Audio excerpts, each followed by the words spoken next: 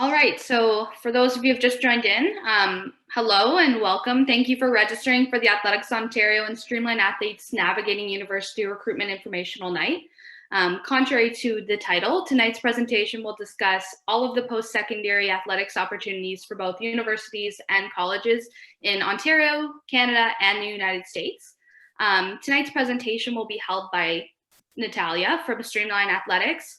She's the partnerships coordinator for Streamline Athletes, Natalia actually has a background being from Ontario, having grown up just outside of Bracebridge, I believe. And she's competed at many OFSAs and many AO provincial championships. So without further ado, I'm now going to pass it off to Natalia. And just in an effort to limit background noise, I will be muting everybody's microphone, but feel free to unmute yourself if you have a question along the way. Although we do ask that you will hold your questions for the end. Okay, so take it away, Natalia. Thanks, Emily, for the introduction. I want to just start by welcoming everybody to Navigating University Recruitment. As Emily said, I'm Natalia. I'm from Streamline Athletes, and I'll be the one presenting to this evening. I am from Bracebridge, Ontario, originally, in the small town, and I'm really excited to be here, have the chance to reconnect with the Ontario running community. So I grew up in Bracebridge, Muskoka. I grew up running with the Newmarket Huskies, which I'm sure many of you are familiar with. And I did participate in many OFSA competitions growing up. I made my way out west to UBC in 2013 to study kinesiology and to compete for the track and field and cross country team who compete in the NAIA. Or at least when I was there, they just competed in the NAIA. I will update you in our presentation today. And I'm still competing today with the post-collegiate group in Vancouver, the Vancouver Thunderbirds, and excited to be working with Streamline Athletes. So a little bit of an introduction on my part. Tonight, I'm excited to also be joined by one of our co-CEOs at Streamline Athletes and one of our founders, Brett Montrose. I'll pass it over to Brett just to say hello and introduce himself before we get started this evening. Thank you, Natalia. Hi, everyone. Real pleasure to be here as well. And I'm looking forward to seeing Natalia's presentation, I think, just as much as everybody else. I'll be around for some Q&A at the end as well.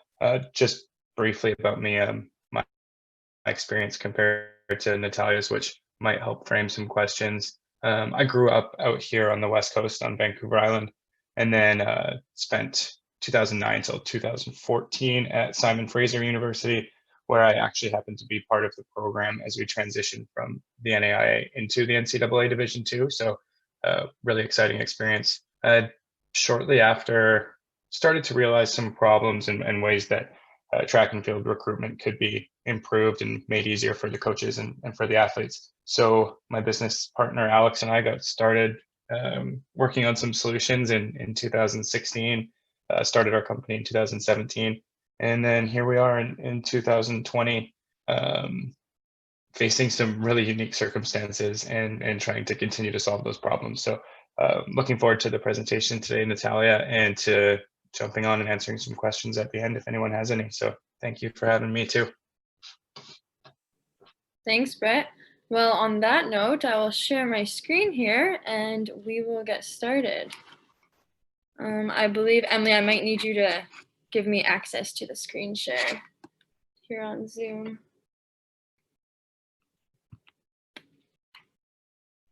I believe that should do it. You should be able to. We are good now, yes.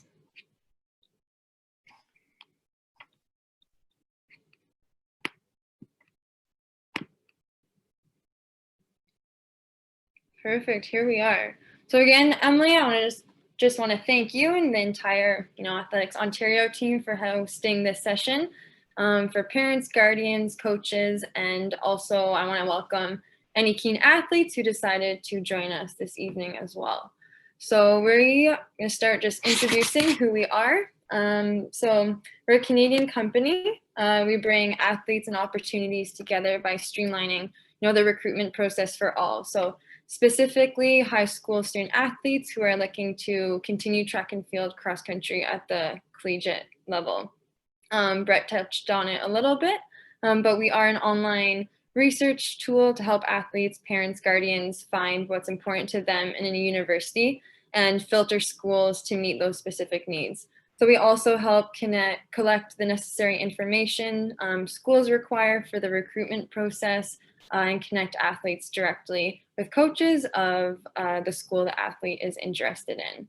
So this evening, we're going to do an overview of the collegiate recruitment journey for track and field and cross country. There will be lots of time for questions at the end, and whether your questions are, event specific about your personal situation, both Brett and I will do our best to give you insight and material to navigate you through this process. Or we can find a time to certainly connect outside of this evening. If you do have questions, just to not forget them, feel free to post them in the side chat here on Zoom, and I'll be sure to touch on those at the end of our presentation. So to get started, being a university student, it is an amazing experience, and to be honest, it is the reason why Brett and Alex developed Streamline Athletes. Many of our team members at Streamline Athletes, including myself, as well as Brett here tonight, had the opportunity to compete in collegiate track and field, and sport has really helped shape us into the people we are here today. Whether it's track and field or another sport, being a student athlete is a really special opportunity at all levels, and we really want more athletes to have those same experiences. So if you take one thing away from this presentation as a whole, I want it to be from this slide. You can see at the bottom, there's a place for everybody in our sport at the collegiate level. So now let's dive into a little overview of the session. So whether the athlete's goals are, to participate, improve as an individual, join a community, win championships, or, a combination of what I just listed, there is a place for each athlete within the 17 plus college and university teams across North America. This evening, we're going to start by going through the various organizations that run our sport, as they have different things to offer. We'll then dive into recruitment and decisions you should consider, such as academics, finances, location, resources, and relationships. We'll also touch on COVID and how it's impacted university recruitment. And then we'll finish up with how Streamline Athletes, how we can help you support your athletes in their recruitment journey. And also, it'll be very similar for any athletes who are on the call today as well, to begin their athlete journey, recruitment journey. So we're going to start with Canada. So we've got two main organizations in Canada. We have U Sports and CCAA, which stands for Canadian Collegiate Athletic Association. Both of these associations allow athletes to compete for a total of 5 academic years, which is 1 year longer than the NAIA and the NCAA eligibility, which have 4 years. U Sports is previously known as CIS, which I'm sure more than a few of you have heard. This is the national governing body of university athletics in Canada. They actually changed this name to U Sports in October 2016. And the idea here was to switch to a bilingual name, but also to rebrand and develop an engagement-first social media philosophy. So to really build an exciting new website that focuses on, media philosophy, and really promote student athletes and their stories, as well as an emphasis on further uniting the 56 universities and 4 conferences that fall under the U Sports umbrella there. And sorry, here, just referring to some notes as well. So their aim is to highlight conferences that, like I said, fall under this umbrella. And their aim is to highlight and celebrate the remarkable student athletes, but with the end goal of ultimately elevating university sport in Canada. So in U Sports, there are 2 seasons. You have cross country and indoor track and field. Even though there's no outdoor track and field season, In Canada, most schools do have clubs that compete wearing the same school colors, and many of them still travel and compete alongside one another. But there's no intercollegiate competition or national championships for outdoor track and field. This is because of the alignment with Athletics Canada. So the U Sports season ends in March, giving U Sports student athletes the opportunity to take a much needed break from university competition and put in a solid block of training before the summer season begins. Because I can speak on this too, asking our athletes to be at their best 3 times of a year during their university careers, and then again in the summer for those who have the opportunities to compete for their province or represent their country is a lot. And this is designed to mitigate that. So all universities in Canada, they're part of U Sport, except for Simon Fraser University, SFU, that Brett attended, who competes in the NCAA Division II, and UBC, the one I attended, and they take part in U Sport as well as the outdoor NAIA track and field season. So next up here in Canada, we also have the CCAA. This stands for the Canadian Collegiate Athletic Association, which is the national governing body of colleges across Canada. The first CAA cross-country competition was actually only held in 2003, which included 3 conferences, and it's grown tremendously. Today, it now includes 99 schools and 6 different conferences nationwide, so growing very quickly as well. The CCAA, it's a little bit different from U Sports as it's cross-country focused. Though some colleges do offer a mid-distance indoor track and field program as well. With both U Sports and CCAA, there are scholarships, which we'll touch in greater detail later. Now diving into Ontario. So the OUA is under U Sports, and they're the regional conference, which is made up of 20 member schools. And these include track and field and or cross country, so combination of the two. And similarly, under the CCAA, you have the OCAA, Ontario College Athletic Association. So they're the governing body for intercollegiate sports in Ontario, which is made of 18 member schools. And now, so moving on to the United States, there's 3 main associations. You have the NCAA, the NAIA, and the NJCAA. So all of these, they have 3 seasons. You have cross country, indoor track, and outdoor track and field. Within the NCAA, you have 3 different divisions, which we will touch more in depth on the next slide to learn more about each one. And as I mentioned earlier, so Canada's NCAA Division II school, is Simon Fraser University. And in this association, scholarships differ in each division, which we'll touch on later as well. So moving along to the NAIA, this is made up of small private colleges, and it's actually been around for the longest time, longer than the NCAA actually. And it's can be compared to the NCAA Division II in terms of size and competition.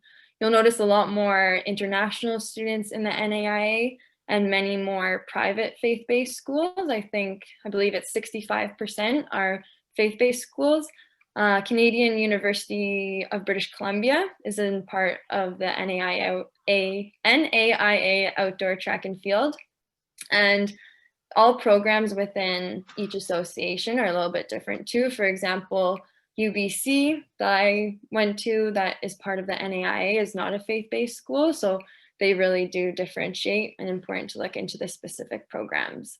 The NAIA, one thing that's really unique about it is it's the only association actually that has marathon and race walk events. So moving on to the smaller one of the 3 is the NJCAA. So these are small community colleges, and they have 2-year programs. They offer athletes whose academic ability may not be on par with their sports a chance to still compete as a high level. So we're going to move on now, dive a little deeper into the different divisions here. So I'm focusing primarily on the NCAA, as there are 3 different divisions. So in each division, athletes get 4 years of eligibility, so a little bit shorter than youth sports. Division 1 is definitely, I think you guys know, the most known for collegiate athletics and is often the ultimate goal for many. But the reality is, Division 1 isn't the right fit for everybody. It really comes down to what type of experience the athlete wants to get. And that's why we're going to dive into each division here to give you a little bit more of an idea what they have to offer. So starting with Division 1, in these schools, you're competing at a large university in front of big crowds, so with some of the best athletes in the country. Although it can be, amazing, athletes will always be competing for a spot on the team. It's very competitive, and even at these competitions, and championships, you're often, a small fish in a big pond. You can expect to be exhausted, having to balance, athletics, travel, academic, volunteer work, but it can definitely be worth it. This division, they do offer the most athletic scholarships, more than D1 or D2 and D3 because of their large athletic budgets. That brings us to Division 2. Division 2, there are many smaller institutions within this division. Athletes are, as competitive and often as skilled as their D1 counterparts, but Division 2 schools don't have the same financial resources to devote to athletics. Athletes have, an opportunity to compete at the high level, but take a little bit more of a balanced approach to sport and academics. Athletes in this division, they can expect to have more opportunities to compete at championships because there's not as much depth as NCAA. There are few schools in this division who will provide full athletic scholarships. For the most part, they do rely on partial scholarships to support their athletes. And Division 3. So Division 3 is the largest division in terms of numbers of institutions and greatest amount of participation among all the divisions. Here, academics take more of a lead on these institutions, and time commitment of training, it's not nearly as intense or demanding, which allows them to seek more opportunities to follow life beyond the classroom and outside their sport. In some cases, athletes from this division will pursue successful careers as professional athletes. I believe it really does depend what the athlete, how they want to make most of their university experience, regardless of what association they are in. So for instance, I'm sure many of you have heard of Nick Simmons. He went to a D3 school, Willamette University, and he continued on to becoming, a 6-time US national 800-meter runner and a 2-time Olympian. And just to end, so D3, it is unique in not awarding financial scholarships, but the NCAA, they do report that, 80% of student athletes in this division, they do receive financial aid. So that would be in grants or need-based scholarship. So they still are able to offer some support, just not athletic specific. Moving on to the NAIA. So they are made up of 250 smaller private and smaller schools, and can be compared to competing at the Division 2 NCAA level. The university, as I mentioned, is part in the NAIA for their outdoor season of track and field. And similar to NCAA, Division 2, few NAIA schools will offer full ride scholarships to athletes. So partial scholarships are more common. And next, the NJCAA. So as I mentioned, they offer programs that are 2 years in length. Some athletes at these schools, they go as their home for the duration of their study, but others will see it as a stepping stone to other opportunities after a few years of academic or athletic development. So this association, they actually consider it a feeder school for NCAA Division 1, as they're able to complete, the athletes, they're able to complete their core courses that they need, so requirements for these 4-year programs, while they're still given the opportunity to improve their athletic performances. And the NJCAA, they offer both full and partial scholarship.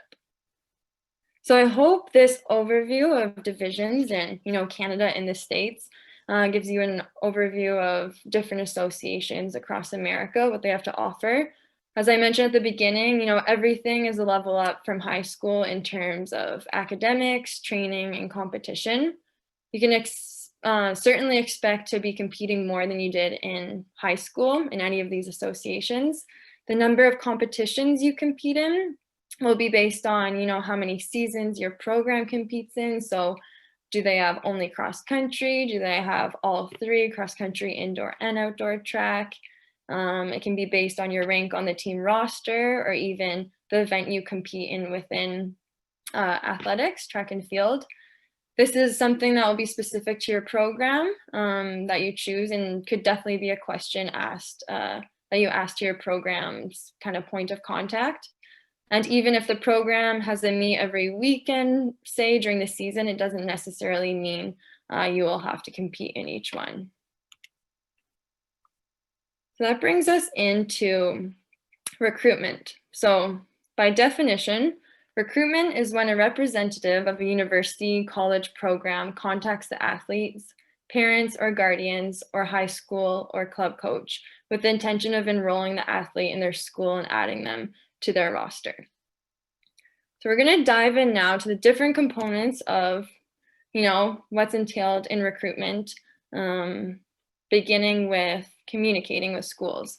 So when it comes to communicating with schools, every school approaches things differently. So don't be surprised if you talk to, say, one program's head coach and another program's recruiting coordinator. At the end of the day, you're still being recruited.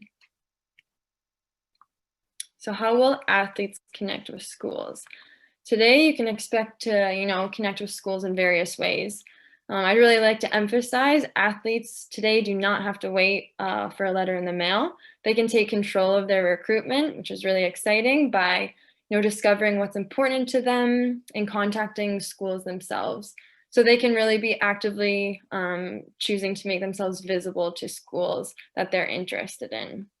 Even though today you can connect, by email, phone, letters in the mail, and via social media, it can definitely be, an overwhelming and confusing process on how to properly connect with those coaches and what information to provide them with. Streamline Athletes, we're here to help you guide you in this process. So in creating an account, you can easily find schools that have what your athlete's interested in. You can create a profile at no cost, and then the athlete can go ahead to contact coaches by sending all of their information in just one simple click. So we'll definitely dive into how to create a Streamline Athletes account to help you in the recruiting process at the end of our presentation this evening. So moving on to academics. I think one of the obvious questions students are going to be presented with when deciding where to go to university is, what do you want to study?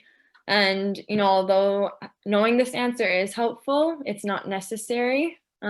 So certainly be aware of the admissions requirements to the colleges, universities you're exploring. As student athletes, at some point, we'll have to check this box, but you don't need to know that answer to get started on your recruitment process, because there are certainly more things to consider. For example, the learning environment. Does your student athlete prefer, studying in 400-person lecture halls, or do they like smaller class sizes around 30?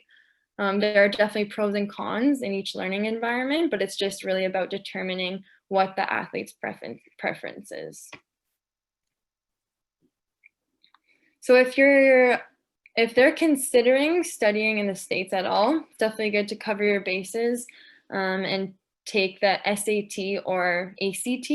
So this is a standardized test for colleges, university in the States. They use this to make admissions decisions along with the students' grades, of course.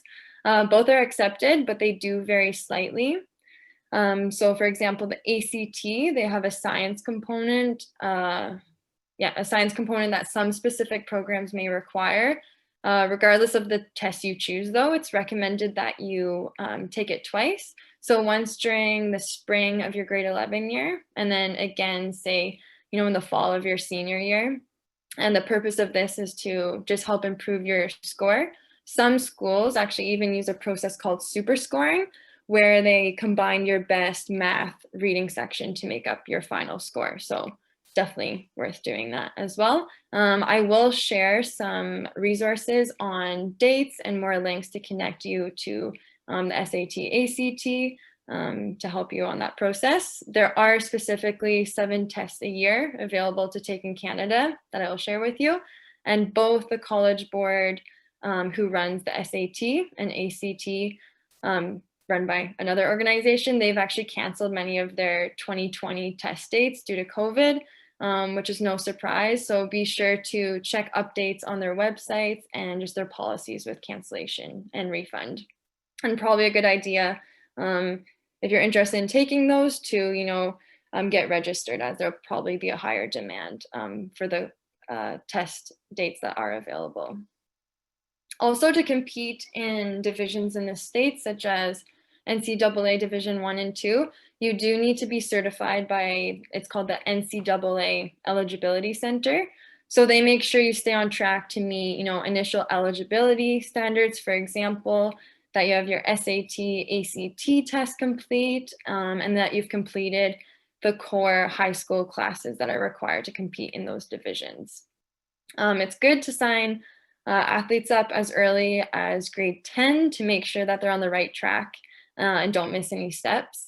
Similarly, in the NAIA association, they require student athletes to be certified with the NAIA Eligibility Center, so slightly different one.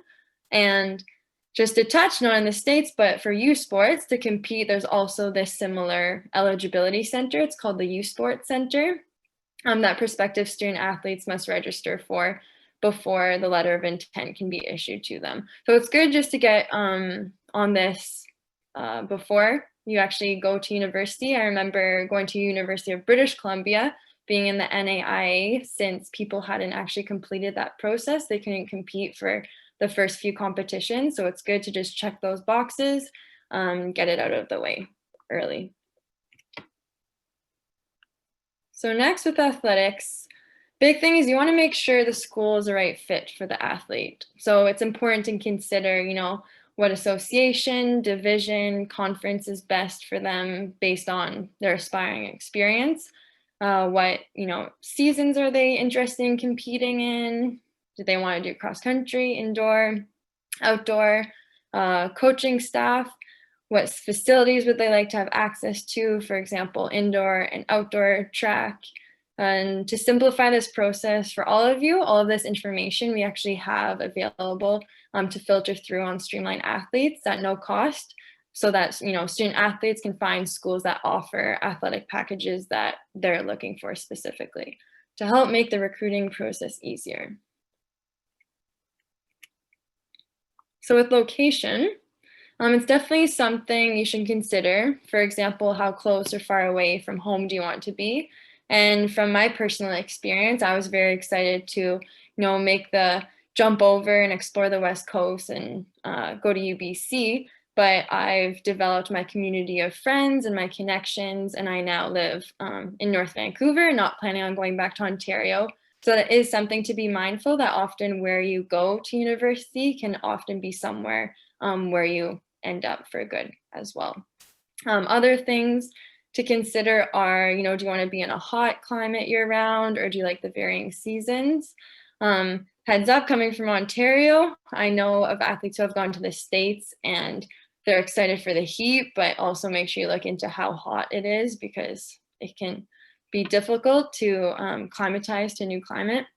Other things are, would you like to stay in Canada or go to the States? Do you want to be in a big city or a small college town? So these are all things to definitely take in consideration looking at universities. All right, so now let's get into financials.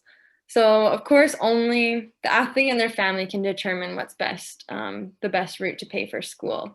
Generally speaking, tuition in Canada is lower across the board than the US, especially because when you factor in the Canadian dollar value versus the US. There are universities that can cost as little as $1,000 per semester.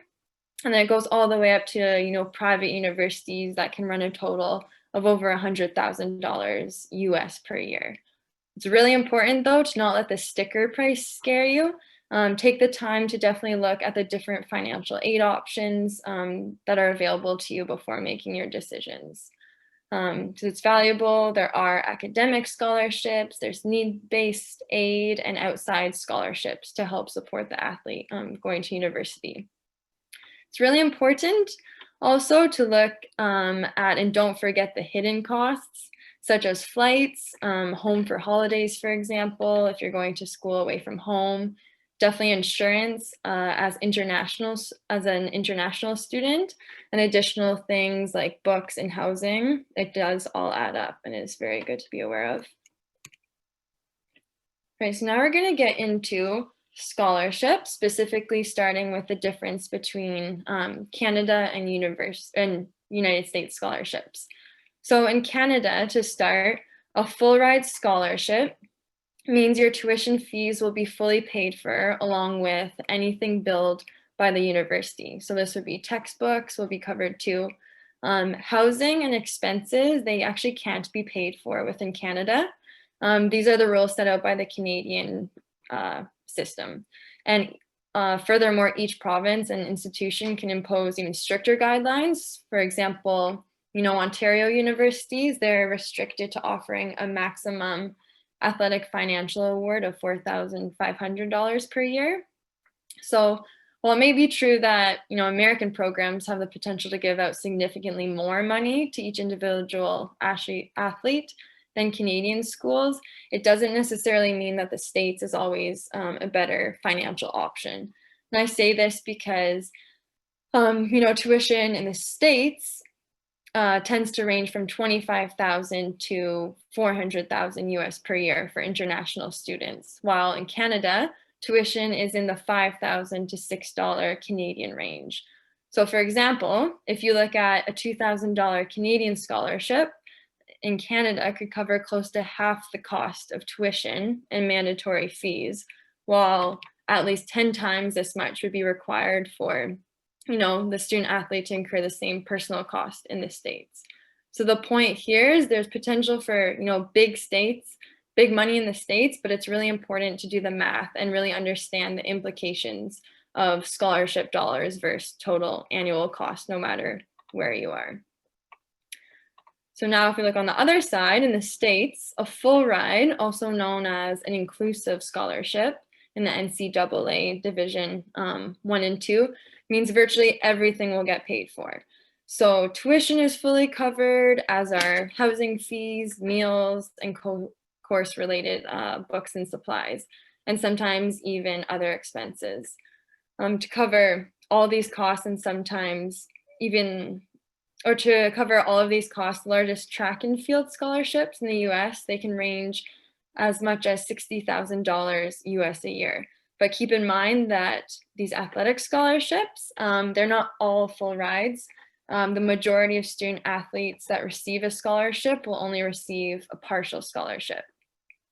So this means if you attend in the school in the States, if your tuition fees, they may be $25,000, but if you only receive a scholarship worth $10,000, you'll still have to pay $15,000 US. So that's definitely something to keep in mind when looking for a school to attend.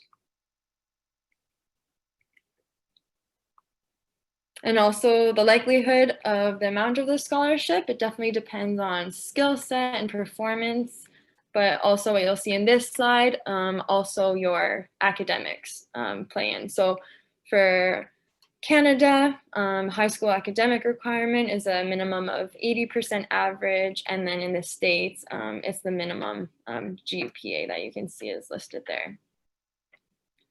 So you'll notice too, coaches award scholarships in a puzzle. So they're often made up of athletic and academic prize money, which is often the case for international students.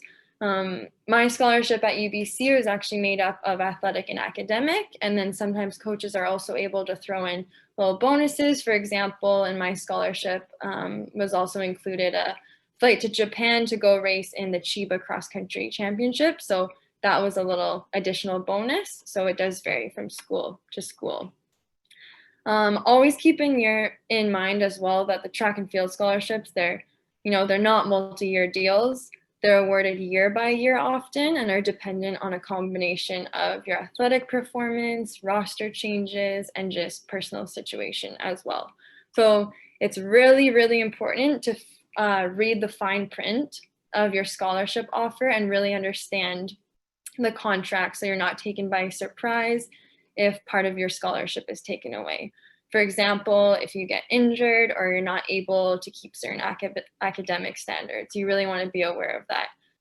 And there are situations where athletes go down to the States and they get injured and their scholarships taken away, but there's other universities there. I even have a friend who she signed with the university in the States in D1. She actually injured her back, had nerve damage before even attending her first year. And she had a red shirt and she was actually never able to compete for the school, but they still covered her entire 4 years. So it can be one side of the spectrum or the other. You just want to make sure you really read the fine print and know all of the details. So now looking specifically in Ontario, so keep in mind, regardless of where you're from, first, in addition to universities, there are smaller scholarships or bursaries that are often awarded to students from, whether it be your high school and community, which are definitely worth taking advantage of. And we're lucky in Ontario, student athletes, they have access to OSAP. So this is the Ontario Student Assistance Program, which is a financial aid program that can help you pay for college and university. It offers both grants, so grants being money you don't have to pay back, as well as student loans, so money you do pay back once you're done school. So once you sign up, you can see what you're eligible for and where you stand with that financial assistance. Right, so now moving on to what is happening due to COVID. So due to the current global pandemic, what normal recruiting has definitely changed. At this moment, many official visits, they're not allowed, and a majority of recruiting has gone virtual, which is no surprise. All associations in both Canada and the United States, they continue to monitor COVID-19, and they're definitely taking proactive measures to mitigate the process or the impact of the virus and do their best. At the moment, right now, U Sports, they've actually announced they're unable to offer national championships this winter in 2021. Similarly, the NCAA, they announced they will give student athletes impacted by COVID an extension year of their eligibility to all the cancellations. And as will the NAI. So they've announced they won't be charged for a season of competition in the 2020-21 academic year. So they are trying to do their best. And the bottom line is really during COVID, each institution, athletic department and team, they'll be making adjustments week by week based on the newest information available. So really important to just stay informed by checking updates for each association, school. This again will be provided in the little resource sheet that we will send to you following this presentation. Right, so even though the season has been affected by COVID, you can take the time to help your athlete or athletes yourselves just plan your collegiate future. So, recruiting, it's still on, it's still happening. And at Streamline Athletes, we're here to help student athletes and their families during this strange time. Keep in mind, practices or competition, collegiate coaches, they're at home, they're building their rosters for the following year. So during COVID, online recruiting has become more helpful than ever. With Streamline Athletes, you can actually continue your recruiting journey just from home. We do have information about schools that are still recruiting, updates. We have schools that still have scholarships and what types of athletes these schools are looking for. So even though we may not be able to visit campuses this year, which I know is a very exciting part of recruitment, they're still able to do the research on the programs, browse through the hundreds of schools, add them to the opportunities list, contact coaches, all through our platform, and hopefully get some visits lined up so that once COVID is passed, they'll have some excited trips planned to go see those campuses. But in the meantime, you can even use, YouTube and find virtual tours, see if the hobbies of your athletes will be supported by, local community. Those can be all fun parts of your research for the university as well. We're excited, parents and guardians. Our online platform also has a way for you to actually help your athletes begin their recruitment journey, which we will dive into soon. But first, before we move on, I want to share a few key dates. So specifically in Ontario, applications for fall 2021, they're open. The first deadline for Ontario universities is January 15th, and for college, February 1st. For all other universities and colleges in the States and Canada, I recommend that you refer to the program websites for the exact date, because they all do, they're all different, but generally they will be due sometime in March. And for student athletes, these dates can vary because just of their athletic situations and the fact they are involved in athletics. So to give you an idea, student athletes, they can be visiting campuses and deciding on schools as early as their grade 11 year, and verbally committing to those schools prior to even beginning their senior year. But regardless of this verbal commitment, whether it's made or not, the student athlete, they have to go through the school's official admissions process and get accepted, which can take place in November of their senior year at the earliest. But typically you can expect to receive your official offer to sign between November and May of your senior year in high school. Again, many of these key dates, they're specific to the program you're in. So definitely refer to their website and keep good communication with your key contact of that program. All right, so what do coaches need to know? Coaches, they'll need to know, basic contact information, athletic performances, academic information, along with some additional details, such as, highlight performances are always nice to share. And it's also always nice to share a note just about the student athlete, about yourself, how they stand out compared to others. In creating an athlete profile with Streamline Athletes or a parent account, you'll be able to create an athletic account as well. We'll get into that.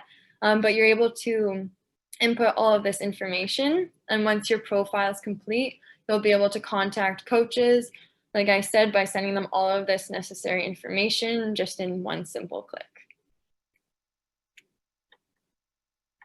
So I know I mentioned before, but at the beginning of our presentation, I mentioned we are a Canadian online recruiting platform. We're the only one with Canadian universities that bring athletes and opportunities together to really try and streamline the recruiting process for everybody. At Streamline Athletes, we really aim to help every student athlete see every opportunity, contact the right schools, and feel confident in their decision making. So we're really aiming to democratize the process, and just regardless of the athlete's socioeconomic background, just really give them an opportunity to find the right fit of school. And specifically to you guys, so parent guardians, we've developed a parent guardian account. So this allows you to support your child for academic and athletic success. For any athletes here with us this evening, similar, you can make an athlete account to start your university recruitment journey. With the parent guardian account, you're able to associate your account with the athletes in your family and have, like I said, full access in creating, editing, reviewing, exploring programs, and adding appealing opportunities to your child's list. Any student athletes here, you do have control who sees it. So you do have to verify that this is your parent athlete, and you can control how much access they have to it. The only thing that parent guardians aren't allowed to do at the moment are to contact coaches on behalf of the athlete. So together now, we're going to go through how to use an athlete parent account for you to help support your athlete's recruitment journey. Heads up, this is our first version of our parent account, which we're very excited about. It does shadow our athlete account. So you will notice a few steps may be a little bit redundant, but we're continuously working on, improving it and welcoming any athlete from our users. So to get started here, first thing you'll do is pop over to streamlineathletes.com. You can use any connected device. So this can be on your smartphone, iPad, any desktop. And you're gonna hit the sign up button and register with Facebook, Google, with your email and hit set up there. So it'll be brought to adding some just basic information. Here, this will be similar actually for parents and athletes. So any athletes here, you would select athlete, parent guardians. It is selected, parent guardian, as you can see, and fill out your basic information. So first name, last name, your preferred email, phone number, certify you're over 18, and then you have a choice of receiving any email communication. Then you're gonna hit create account. This, as I said, our athlete account, our parent account shadows our athlete one, so there are some redundant steps. This is one of them. It asks for some basic information. You can just input any numbers here. It is athlete, but the athlete setup will be down the road. So please just ignore this as we continue to improve these steps.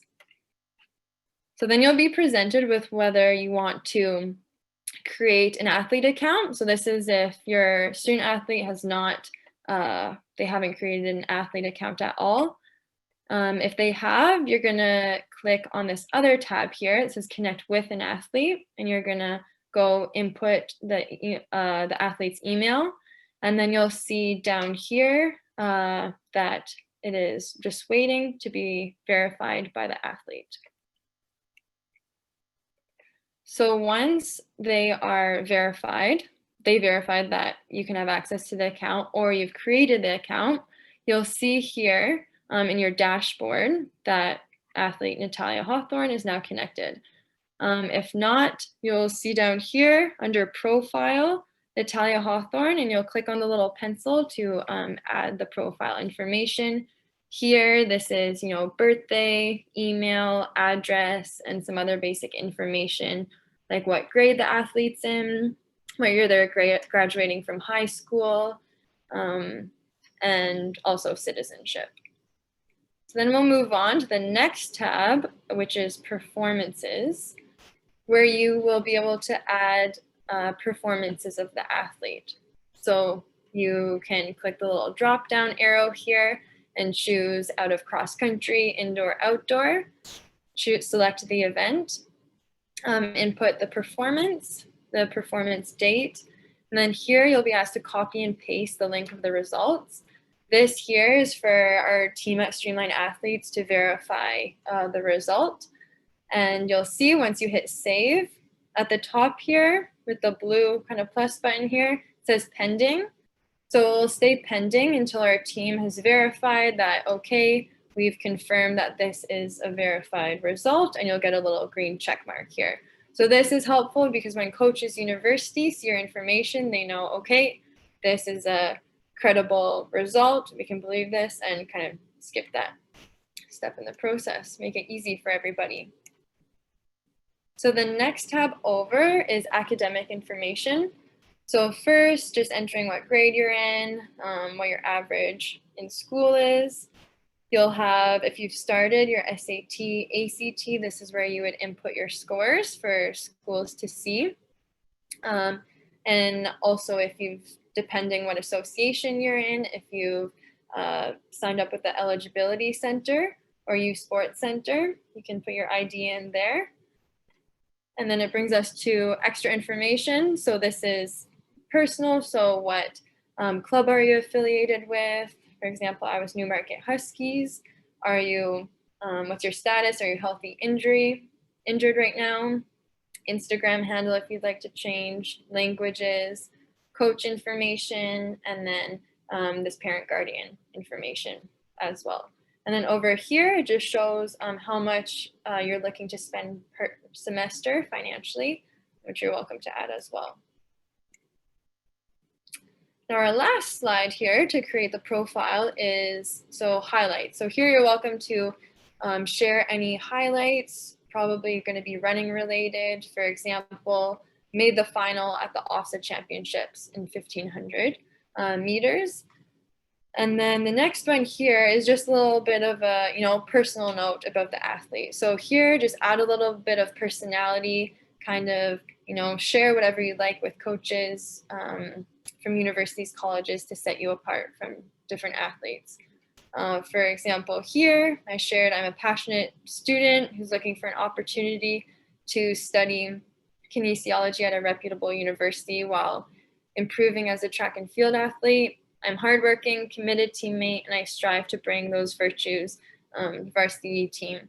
I've cross-country skied through high school and look forward to focusing on track and cross-country. So anything that you'd like to add there? So when you've completed that, your profile is created and you'll have access to explore programs. They'll be visible to university coaches, colleges, like I said, explore programs, add opportunities to your list, and go ahead and connect with coaches. So all of those are included in our free, what's called our Essentials account. And as I said, Streamline Athletes, we're really wanting to help all athletes connect with universities and colleges and help them provide opportunity for all, which is why it's free. Over the past years, we've had some requests to have a little bit of more help in the process, and that's why we've come up with our Plus and Plus Elite. So again, keeping it at a very low cost at $8 or $12 per month there, and that just is more one-on-one priority customer support that we're looking to provide. So next, once the account is created, you will be able to explore programs.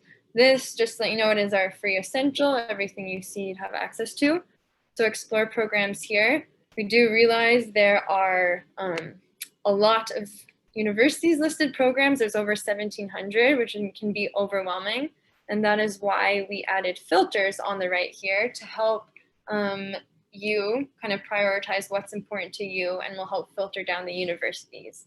So for example, you can choose what country you'd like to be in, what region of the country, is there a specific province or state you'd like to be in, and then more drop down tabs here, which will touch on what seasons would you like a men's and women's team, just a women's team, and then some academic and extra options there as well that you can explore. So next here, oh sorry, skipped a slide there. So once you filter, you'll have, say, 6 schools you're going to explore. And once you click on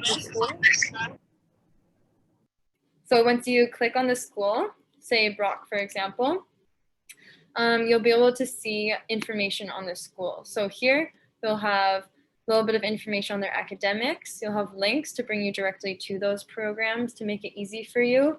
And then some key information that's valuable in helping you make your decision. So here we have, what city, what year it's established, world academic ranking, the population of the school, tuition fees, what association, conference they're in, what teams they have.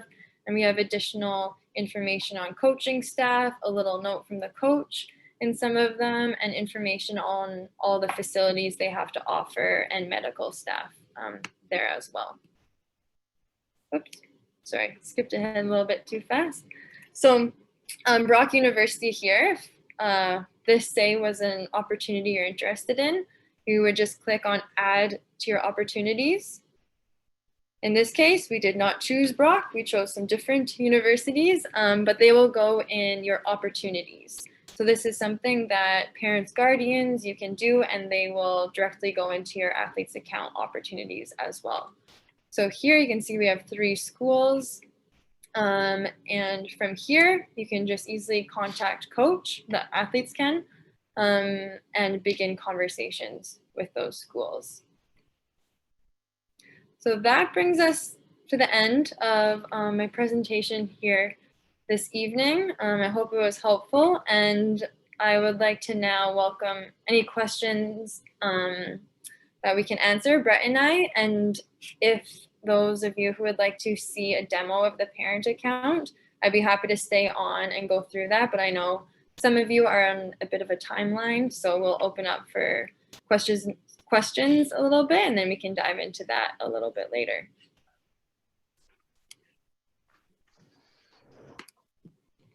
Great presentation, Natalia. Thanks, Brett. Yeah, thank you, Natalia. If any of you do have questions, feel free to unmute yourself now, just down in the bottom left-hand corner.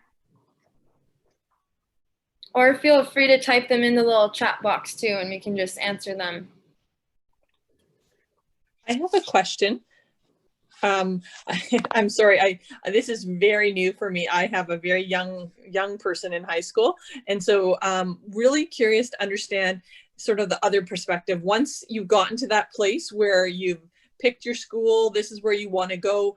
And I guess this is me wanting to understand the whole picture, but what is the benefit for Streamline having my son in that process? Like, you've done all these things, you gave a great presentation tonight, you've linked him to schools, he's able to contact some coaches, send in his times, he gets accepted, and he's off and running to that school. Does Streamline have an opportunity to make money off his acceptance because they were the ones that linked him up? Like, what is the other piece of it there?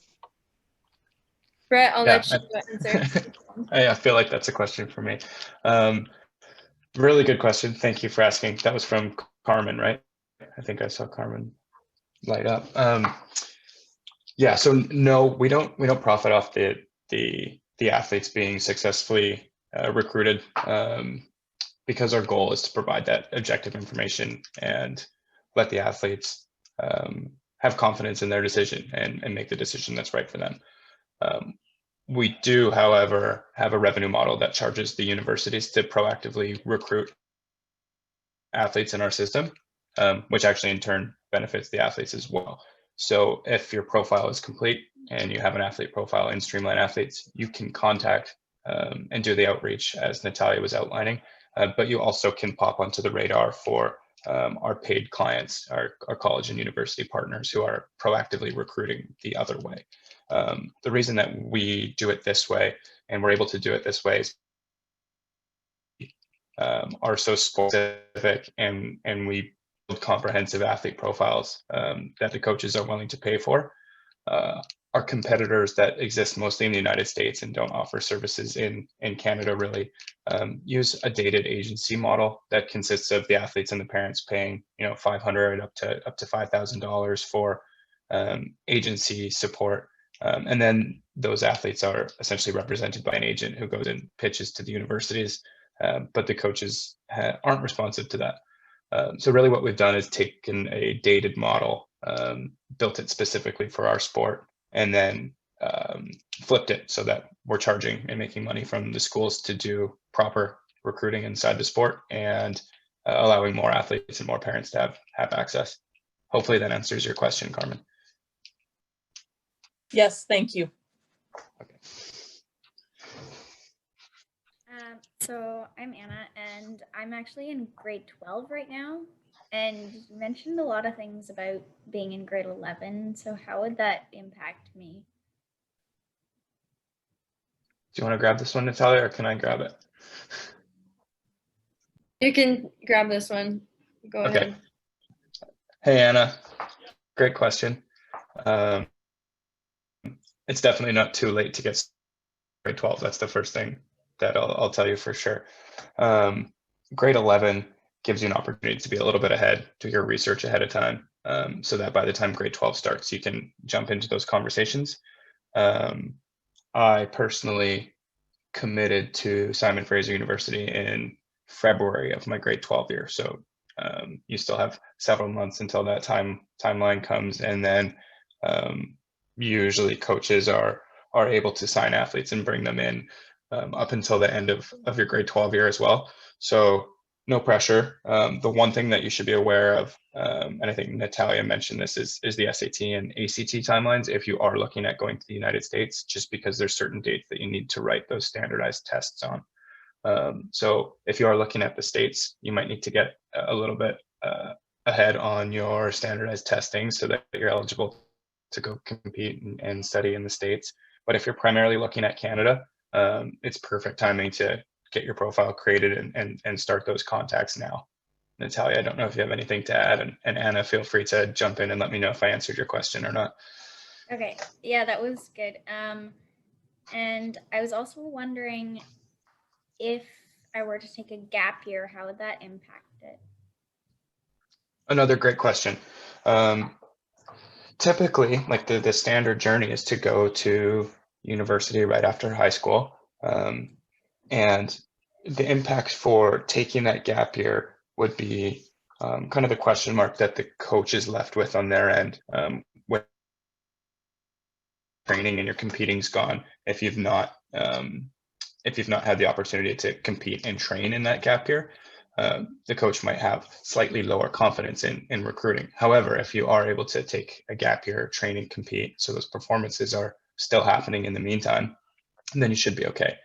Now, of course, with COVID, everything changes quite a bit because we don't know what the competition schedule is going to look like. And probably a lot of people on this call weren't able to get their 2020 performances in. So coaches are already learning to adjust. And for example, Anna, if a coach is having a conversation with you this year, they're likely going to be making recruiting decisions based off of your grade 10 performances.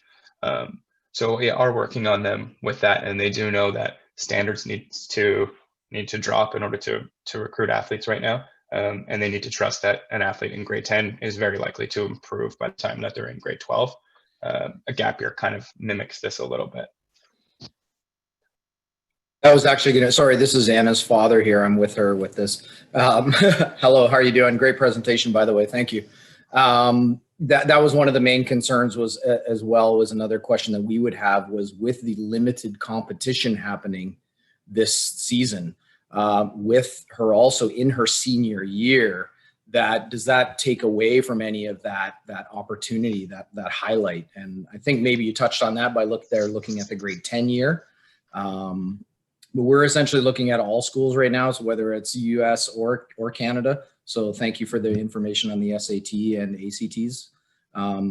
But with the competition missing this year, how do you have a feel for how that will impact scholarship opportunities or recruitment opportunities? Yeah, so we work very closely with the coaches, especially the ones who are our paid partners, but also with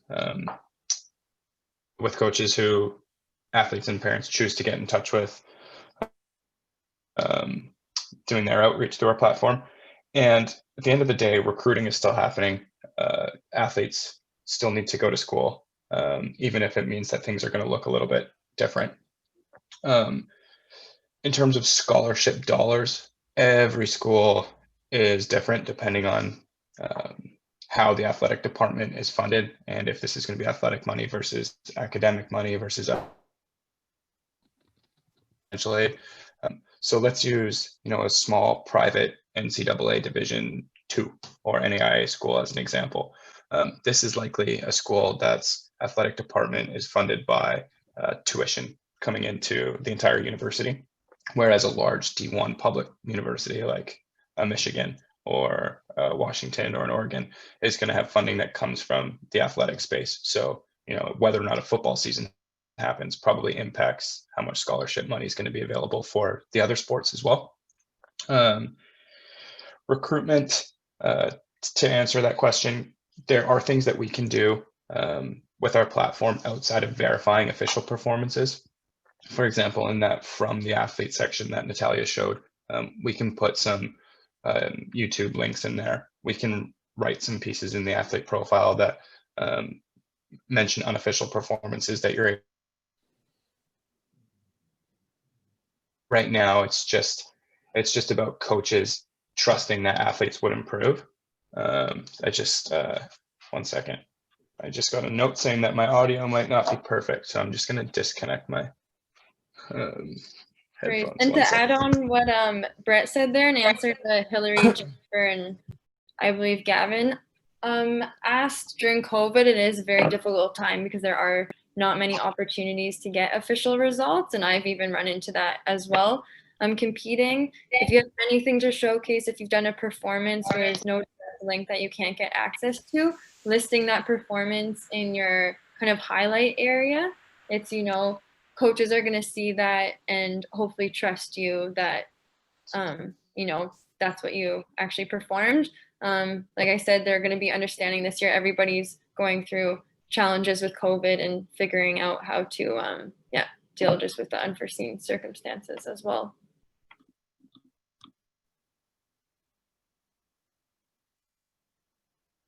And that goes along with, I believe, so Jennifer, your daughter, multi-sport, offset athlete, which is awesome. Multi-sport in high school is amazing in development. And I think if they are looking to pursue running at university, that multi-sport is something to showcase and, you know, just express you are interested in, you know, pursuing running at the collegiate level, and just add whatever results you do have at this time.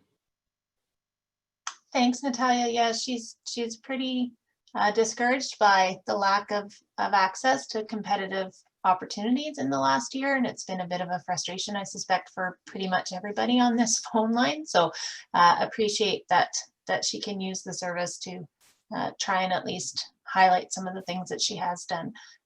Their coaches in the athletic through her running club have been running time trials. Will they validate those results?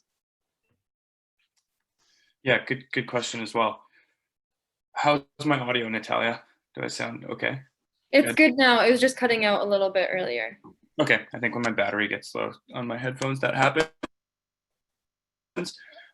So we can't officially verify a performance unless it's an official performance, but the process is about getting some sort of official performance in, even if it's from years past, trusting that coaches will understand that. And then once that door is open, they want to know about all the training and all the time trials that are happening this year. What have you been doing to keep fit or to be improving despite not being able to compete in these official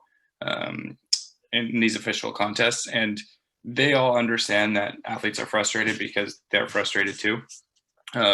So I would encourage not to look at a past performance that you know is probably beneath where you are now, because it's been 1.5 years since you were able to record your PR, or 2 years since you were able to do that. That's okay. Still put that performance in. And then there are additional pieces such as video and time trials and just conversation that the coaches and you will be able to have, because everybody understands that there's performances missing. And the reason that the coaches are working so actively with us is because athletes are still coming here and working with us to solve the same problem.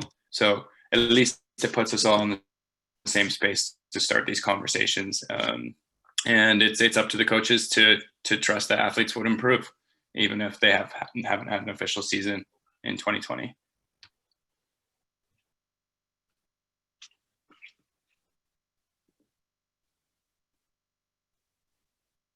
I just want to build on that last question around the gap year. What if the student is exceptionally young for the grade they are in, and they decided to take grade 13, like an extra year of schooling? How is that viewed in universities, programming and such for acceptance and scholarships and everything else? Natalia, do you want to touch on grade 13 as the Ontario, or do you want to speak on it? I can touch on it and you can add on it as well. I think to add on what Brett said earlier, taking this gap year, I don't think it's frowned upon at all. If anything, me personally, I think it's a good opportunity if they're not sure and they feel like they need that extra time to take advantage of it, as long as the athlete is still working on improving athletically. I think, universities would be just as happy to see that result continue and not look at them any different than a grade 12 athlete. Brett, do you have anything to add? No, nothing additional there. I don't think grade 13 shouldn't hinder any opportunity to earn scholarship. And with COVID, it's probably, it would be a stronger consideration for some than typically, because hopefully the world gets a little bit closer back to normal by the following year, and maybe there's more university and collegiate options on the table. It depends a lot on the athlete and where they'd like to go to. So we can have this conversation probably for a lot longer. I encourage you to create that parent profile or the athlete profile alone, and then we always have customer support that's available, whether it's Natalia or me or other former or current collegiate track and field athletes. Will be able to carry on this conversation and give more specific information depending on that specific athlete. I just have one general question regarding that, real quick one, just to clarify and just to clarify my understanding of that gap year would not affect scholarship eligibility years. Say there's 4, it wouldn't take one of those years away. Am I understanding that correctly? That there would still be correct. 4 years of eligibility? Yeah, so the eligibility, sorry, go ahead. Oh, yeah, the gap year will not affect the student's eligibility there. Okay, thank you very much. Appreciate that. Yeah, I would. I'm going to double check that for you. What was your name again? Sorry. Sorry, go ahead. Well, I'm Anna Grabowski. Yeah. Okay. I'm going to look at it because there's something as an eligibility clock in the NCAA. It works a lot different from how it does in the States. And there's also an age limit there, which I believe is 25 years old or 25 years old. It more comes into play when you're worried about things like transferring. So you've attended a university and then you're deciding to switch to another one, and there's a gap year there. I'm quite certain that it's not impacted if you take that gap year right out of high school. But I'm going to put my mic on mute, let Natalia answer some questions, and do a quick check in our sources for you on that. And if I'm incorrect, I'll let you know before this call's over. Okay, thank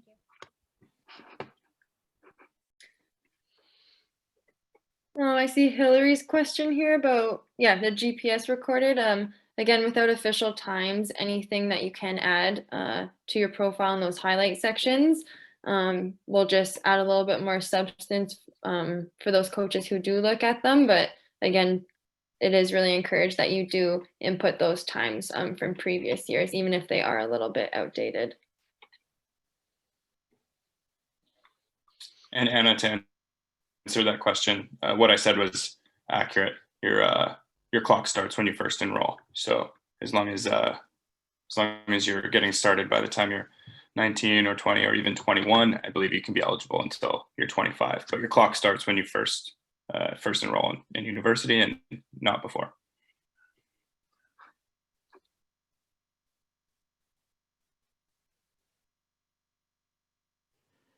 Can I ask a question? You had said earlier that grade 10 is when you should open your profile.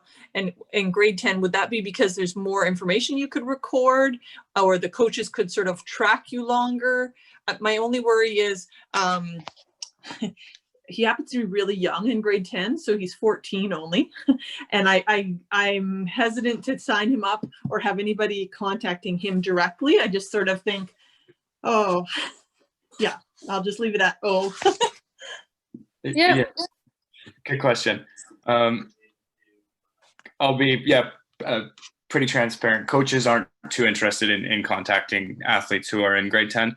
The reason that we encourage someone who's 14 in grade 9 or older to create their profile is to, over time, continually improve their profile. So you can put in your grade 10 performances, and then in grade 11, you can put in your grade 11 performances, and you don't have to go back to find out what you did a year or two ago. Coaches really like to see how you've competed and improved over time. So by doing that, starting in at the earliest grade 9, but starting in grade 10 and 11, and by the time you're having recruiting conversations, they can see at least 1 year of kind of year-over-year improvement. Goes a really long way. So that's the reason we encourage that. At that point, for the athlete and for the parent, it's really just about having that research tool there the entire time, so that as you're thinking about it, you can be creating that opportunities list. You don't need to be contacting anybody, but at least you've got in your back pocket this opportunities list that when it's time, you can turn to, maybe near the end of grade 11 or early in your senior year of high school. And to add on that as well, I think I referred to in the presentation about grade 10 beginning to sign up for that NCAA eligibility center if you're interested in going to the States. And the reason for that isn't to necessarily be recruited at that time or anything, but just to make sure that you're following the right steps, that, you know, the athlete is checking the boxes of the core courses so that when you reach, you know, the end of grade 11 or 12, you don't have to be, oh shoot, I didn't take this course, now I have to make up, or now I have to take an extra year to check these boxes. I would say in terms of an eligibility center, that would be the reasoning to sign up early. So that's even something that you can look up online if you don't want to make an account yet, just to be aware of those core courses. I would highly recommend for anybody with, you know, athletes in the grade, you know, 9, 10, 11. Yeah. We have a good question in the chat from Kareen. Hopefully I'm pronouncing that correctly. Daughter in grade 11, been contacted by an American school in Division 3. They're interested in meeting her. They're new in the process and would like to know what our recommendation would be for next steps. Natalia might have some that she can add, but my recommendation in grade 11 is to have these conversations, especially if they're unofficial ones that don't have a visiting component. Obviously, right now, we're not probably flying anywhere or going for these visits.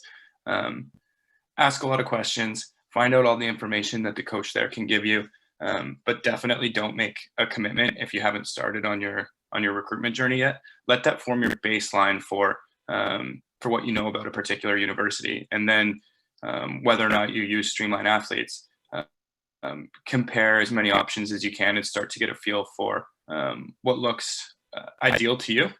Obviously, you're not going to be able to have a phone call with all 1,700 schools, but if there's an initial one there, I would take that and just try not to get too excited about it. I know when I first had my first conversation with a coach when I was in grade 11, you immediately start to picture yourself going to that university and you want to make your commitment. Make sure that you know your opportunities will come. Grade 11 is too early to be committing to anything. Treat it as informational and do your research and make sure that by the time you make that final commitment, you're really, really confident in it because you've asked all the questions and you've answered them all as well. And to add on that, what Brett said, well, congratulations to your daughter. That's very exciting in grade 11. And I would say look into the school, but more importantly too, start sharing some of the information that we shared with you tonight to get her thinking about, you know, what type of experience she wants, facilities, location, because it's so easy, like Brett said, to get excited about this one opportunity without really thinking what's important to you as a university. So even on Streamline Athletes, you know, using that filter to see, okay, with what I've chosen, what's priority to me, these are the universities that came up. Let's have a look at these universities and see how they compare to the one that she's been offered as well, just to help her gain more clarity in the process and make sure that she ends up with the right fit for her.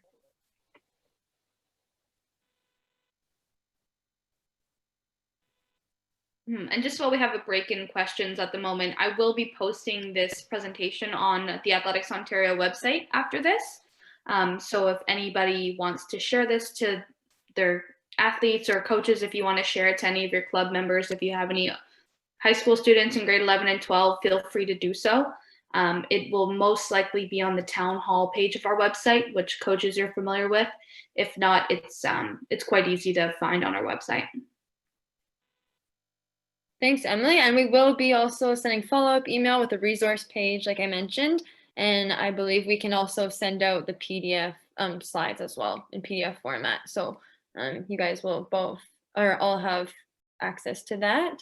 And Dan, thank you for your question. So for kinesiology, a lot of the schools do overlap in the courses they require, but from my experience, it has been a few years, but I believe some courses, for example, McMaster, I think they had a more science-based kinesiology program that they required some more science courses, whereas others aren't. I believe UBC wasn't as science-based, but even at kinesiology at UBC, once I started, you actually have opportunity to follow 3 different streams. There's one phys ed, there's an interdisciplinary one that kind of can direct you to whether it's teaching or kind of take the more physio-chiro route, or the more science one as well. So similar, but definitely important to look at the specific program and see what courses they require for their program, as they do vary across the country. So I have a question about the 2 paid plans. What's the difference between the $8 and the $12 one? Oh, good question. So with the essentials version, you'll notice that you have the ability to contact a couple schools. And I'll let everybody in on just a small secret that we are a little bit flexible with that. So if you need to contact 3 and it doesn't make sense to be paying $8 or $12 a month, just let us know. But the $8 one Plus gives you the ability to contact more universities. And then the $12 plan will give you the opportunity to contact even more universities, and then also have some prioritized customer support and one-on-one time. So the truth is that these conversations with parents and with athletes do take us time, and we're more than happy to jump on these calls. And that's what you get for the Plus Elite. Is the ability to do that. It doesn't mean that we're not going to get back to any emails or to not support everybody else. But those Plus Elite athletes are the ones that we will prioritize if our small startup team is crunched with athlete requests and all that fun stuff. And also, if you go to our website, it lays it out easier than me rambling on this call. So go to our website and then hit more pricing, and then it breaks it down in a nice table for you to actually compare what each plan offers. And then if you still have questions, you can just email us and we'll be able to clarify. And it's super easy to upgrade too. So if you create your free account, you don't need to decide right away. You can always upgrade to Plus or Plus Elite after if you need more. And yeah, with that being said, you can also be reached by coaches in an unlimited amount, no matter which membership you have. So you don't need to be paying in order to hear from coaches. The reason that you can pay for a premium version is really just because we did get asked after we launched for a little bit more from some parents and from some athletes, and for it to make sense for us from a business standpoint, we just needed to charge a little bit monthly. And thank you, Emily. She just dropped the link right to our pricing page there for you, Anna. So if you click on that in the chat, you should get a better answer to your question. Okay, thank you.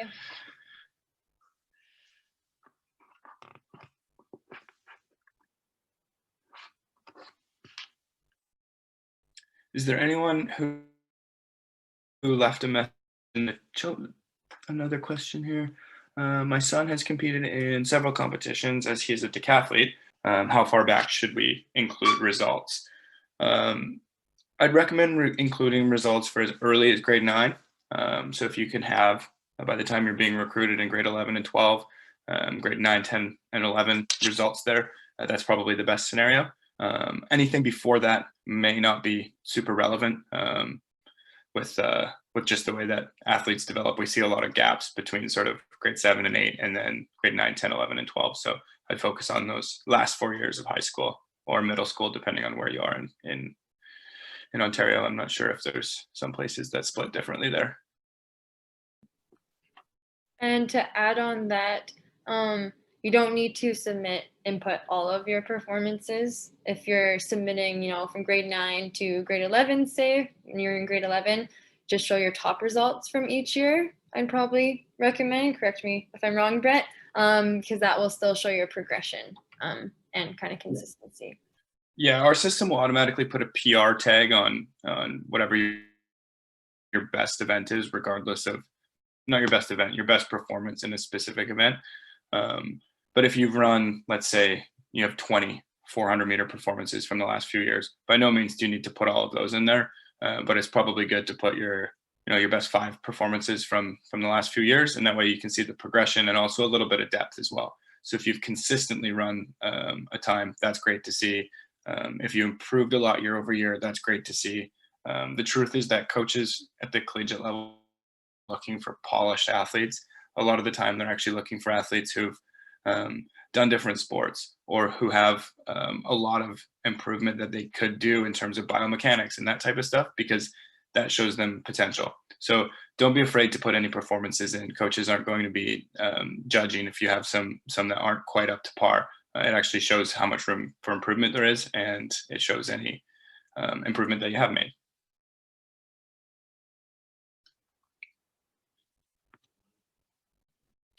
Deb, great question on that note. Yeah, you can put in performances that don't have a link, but unfortunately we can't verify that, which means that we can't share that with the coaches. The reason that the coaches are so excited about working with us is because we do this verification step for them. So ideally, there's a link to an official result for any performance that you put in. If you can't find one or you don't have one, I recommend putting something in either the highlights section or the from the athlete section, and that way the coach will still receive that information. So like, hey, I'm Natalia, I competed in grade 9, but I was also cross-country skiing. At that time, my 10K was only 45 minutes, and now it's 32:58. Hopefully that helped answer. And Natalia did run a 10K that fast this weekend. Really impressive. Thanks, Brett.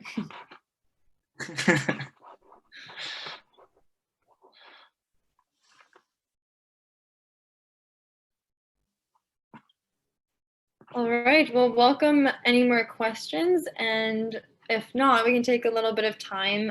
Whoever would like to stay on, who has the time, and we can take a look. I can show you a little demo to explore more the parent account, how you can explore programs. So I can go ahead and share my screen. If any other questions come up, feel free to type them in the chat box there, and we can address them in a few minutes after we go over here. And feel free at any time, please, while I'm going through the parent account, to just ask questions as we go.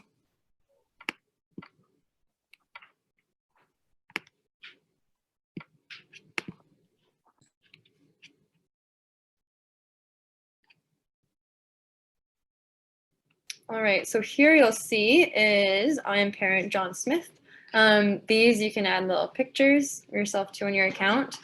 So as I showed in the PowerPoint before, once you do connect an athlete account to the parent one, you'll see in your dashboard here that you have athlete, Natalia Hawthorne, and you can add others from the family as well.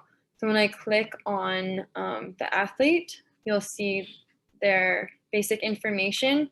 And from here, this is where you would go to the different tabs. So I can go to their performances.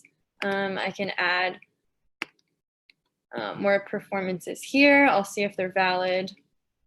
Again, academic information, extras. So all that information we went over is there as well. So now here, you'll see opportunities list. So how you get these opportunities, we're going to go explore programs. So here on the left, click explore programs here. And you'll see once this is loaded, we have over 1,700 schools listed. That we said is obviously very overwhelming to go through all of those. So to make it easier, we have the filters on the right here. Sorry, just taking a moment here to load, and then we'll go through the filters and I'll show how that narrows our options down.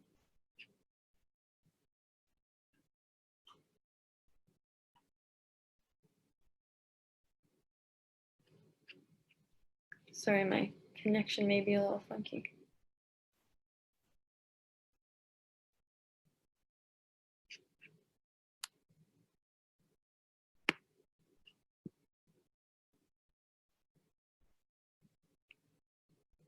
Okay, well, in the meantime, I can go over the filter option. So down here, you can either search the program specifically if you have one. So for example, your daughter in grade 11, who was contacted by the D3 school, you can go in and search on our filters and see all of their information to just gain more insight into it. You can click down here. So in country, sorry, I'm gonna try refreshing this guy.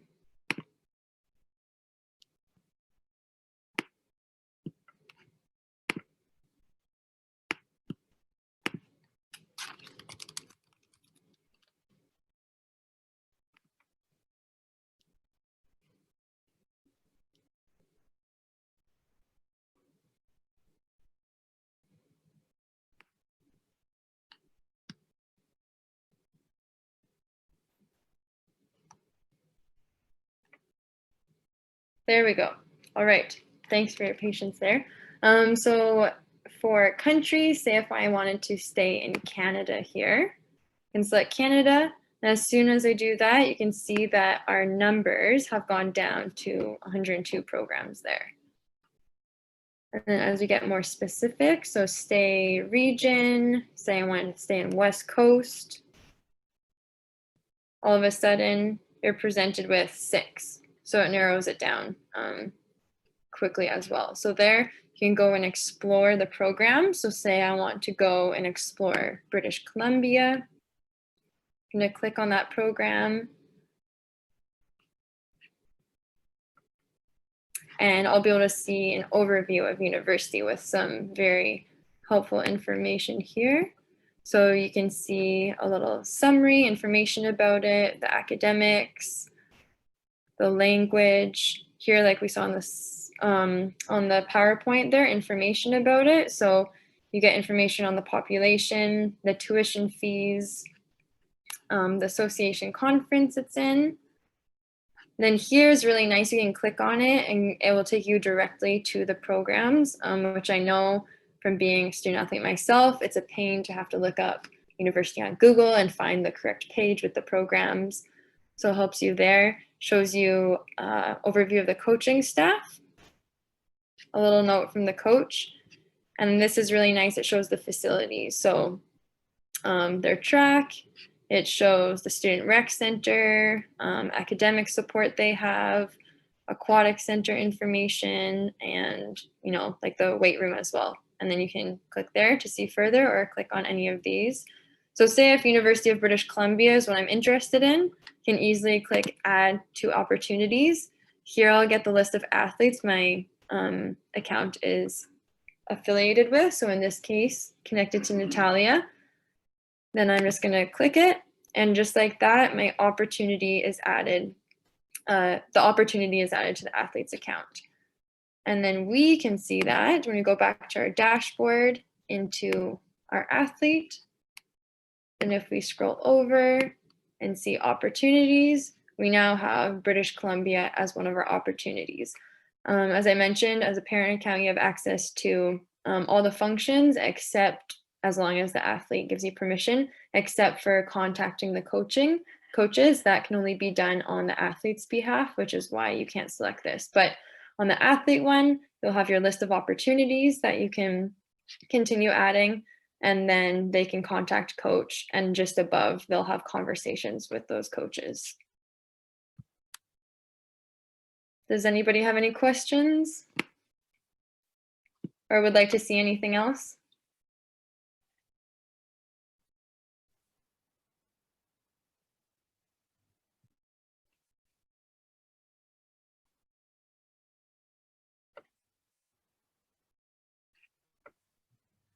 So in the one question here regarding the opportunities, are those opportunities that you're showing there, so just to clarify, are they being added by the schools, or is that something that the athlete is selecting? So I just got a little confused when you're jumping back from the windows, which was which, and who is acting in what role there?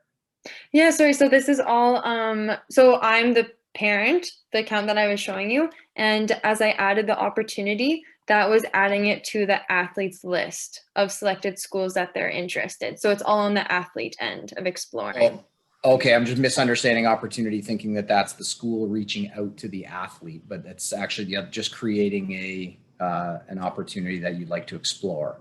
Yes, exactly. So from there, that's where the athlete on their side of the account, they have the access to begin a conversation with that coach. And then that's when you get connected to the university or college. Okay, great. Thank you. Yeah, you can essentially think of the opportunities as your own personal watch list, and you can add as many schools there as you want. So say you get started in as early as grade 10, looking around, and you can add schools there, remove them as you're no longer interested, and that can become your baseline. And then that's where you can contact from. With this all being said, this software in the market for under 2 years since we started even building it, and available for people to use for just about 1.5 years now. So we expect for things to change and improve really quite quickly. especially as we're developing tools on the other side for the coaches to use too. And I've actually already seen some new interface designs that we'll have for athletes and parents in the next 6 months to a year. So be patient and know that sometimes not everything in the app makes total sense, because when it's new, it's changing really, really quickly. And we're always open to feedback as well. So if opportunities might not be the perfect word there, and it may have been 6 months ago, and I do appreciate the feedback. So thanks for sharing that.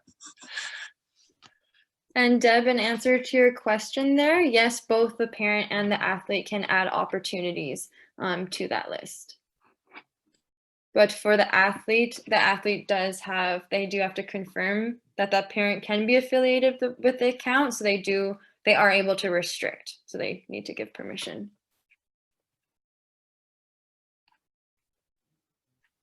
And through the app, can the school contact me, for example, through the app, or is it only for me to reach out to them? No, so I might let Brett take this one, explain it a little. Perfect. It was really quiet. Can you repeat the question? So is it just an opportunity for the athlete to reach out to the schools, or can the schools reach the athletes through that platform? Yeah, the schools can reach you as well, and the coaches will do that through their own app that they use. Right now, the way that it's working is that connection will actually come right to your email inbox using the same email that you have your account with, and then that way you can just start a conversation with the coach there. We are building a messaging platform so that we can actually have these conversations right in the Streamline Athletes ecosystem, but it's not quite ready yet. So in the meantime, you use the platform to conduct your research, filter all these schools, add them to your universities, and do outreach to the coaches. The coach will be doing the same thing on their side, but the conversation when they start it is going to jump right into your inbox. So you'll see that in your email. Does that answer your question, Anna? Yeah, that's perfect. Thank you. Okay, you're welcome. No problem.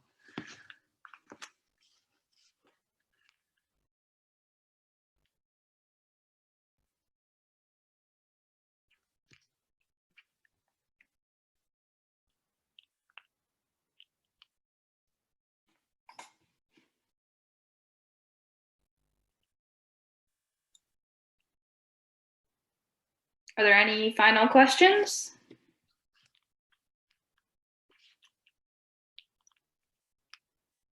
Okay. Well, thank you very much, Brett and Natalia, for everything. I know our members are very, very grateful. And as I said, and as Natalia said, they're going to be sending out a follow-up email just with some further resources and links of opportunities for you guys to connect with Streamline in the future and to utilize the platform that they've outlined tonight. We will also be posting an article link on our website tomorrow morning with the full recording of this call, and as well as the presentation and maybe some of those resources as well, for you to be able to share with parents, with your athletes, or coaches with your athletes or club members as well. But once again, thank you very much. The whole team at Streamline Athletes, we're very thankful for everything you guys do for us. And if you have any further questions, be sure to get back to them after they send up their follow email. Thanks for having us, Emily. Yes, thank you, Emily. Thank you guys. Really appreciate it.